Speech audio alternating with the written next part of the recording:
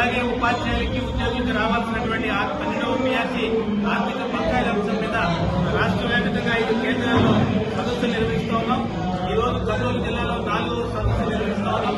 ప్రధానంగా ఈ రోజు కర్నూలు జిల్లాలో ఒక ఉద్యమ కేంద్రాన్ని నిర్మించుకున్న కర్నూలు జిల్లా ఉపాధ్యాయులందరికీ పేరు పైన రాష్ట్ర పక్షాన అభినందనలు తెలియజేస్తూ ఈ కేంద్రం ప్రజాతంత్ర హక్కుల్ని నెరవేర్చే కేంద్రంగాను రాజ్యాంగ విలువల్ని కాపాడే కేంద్రంగా ఉండాలని మేము ప్రధానంగా కోరుతా ఉన్నాం.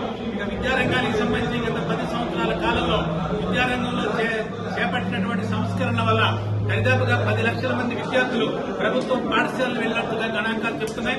అలాగే ఈ రోజు ప్రాథమిక పాఠశాలలు 12,512 ఏకోపాధ్యాయ పాఠశాలగా మారిపోయినాయి. అలాగే యూపీ పాఠశాల యొక్క భవిష్యత్తు ఏమవుతుందనేటువంటిది ప్రశ్నార్థకంగా ఉంది. అలాగే తెలుగు నేలల్లో తెలుగు మీడియం లేనటువంటి పరిస్థితులు, హై స్కూల్లో సమాంతర మీడియం లేనటువంటి పరిస్థితులు కొనసాగుతున్నాయి. ఈ రోజు జీవో నెంబర్ 117 నష్టదాయకంగా ఉందని చెప్పి గుర్తించిన ఈ ప్రభుత్వం కొత్త విద్యారంగాల్లో తీసుకొచ్చే ప్రయత్నం చేస్తున్నా ఇంతవరకు కొలిక్కి రాలేదు.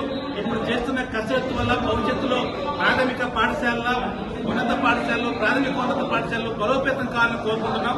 అందుకనే ప్రతి పంచాయతీలో ఈ రోజు రాష్ట్రంలో 13,385 పంచాయతీలున్నాయి. ప్రతి పంచాయతీలోనూ సంఖ్యతో సంబంధం లేకుండా ప్రాథమిక పాఠశాలలో మోడల్ ప్రైమరీ పాఠశాలలు పెట్టాలని మేము కోరుతా ఉన్నాం. యూపీ పాఠశాలని ప్లస్ 2 పాఠశాలని కొనసాగించాలని కోరుతా ఉన్నాం. హై స్కూల్స్ లో సమాంతర మీడియాన్ని కొనసాగించాలని ప్రధానంగా కోరుతా ఉన్నాం. అలాగే 12వ పిఆర్సీ సంబంధించి ఇప్పటికే చైర్మన్ నియమించమని చెప్పి కోరుతా ఉన్నాం. అలాగే 3 డిఏలు రావాల్సిన డిఏలు కానీ టీఆర్సీకి సంబంధించిన ఐఆర్ 29% ఐఆర్ని తక్షణం రిలీజ్ చేయాలని ఈ సదస్సులు డిమాండ్ చేస్తా ఉన్నాం. రేపు 20 తారీఖు లోపు కనుక ప్రభుత్వం వీటన్నిటి మీద చర్యలు తీసుకోకపోతే భవిష్యత్తులో ఉపాధ్యాయ తల్లిదండ్రులతో కలిసి సామాజిక ఉద్యమాన్ని నిర్మించి ప్రభుత్వ పాఠశాలని బలోపేతం చేసుకుని కృషి చేస్తాం.